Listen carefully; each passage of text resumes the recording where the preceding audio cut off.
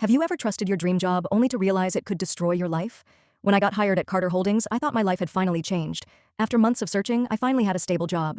The pay was good, the people seemed friendly. Even my manager, Mr. Reynolds, welcomed me on my first day. He told everyone, "We're lucky to have her on the team." I believed him. For the first few weeks, everything went well. Then, little things started happening. He'd stand too close when we talked. He'd find excuses to touch my shoulder. He'd text me after work, asking if I got home safely. I told myself he was just being nice. Until one Friday evening, everyone was leaving early for the weekend.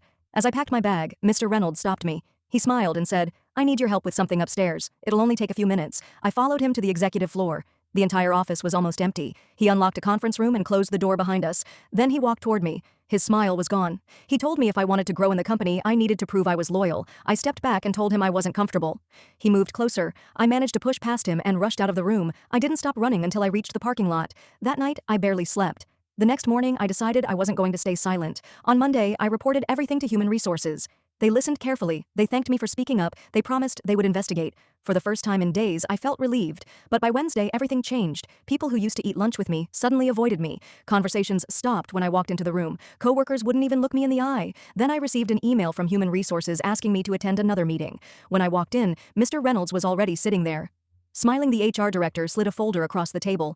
Inside were printed screenshots, photos, messages, evidence that made it look like I had been the one pursuing him. My stomach dropped. None of it was real. Someone had created fake conversations using my name? The HR director looked me in the eyes and quietly said, "The evidence isn't in your favor."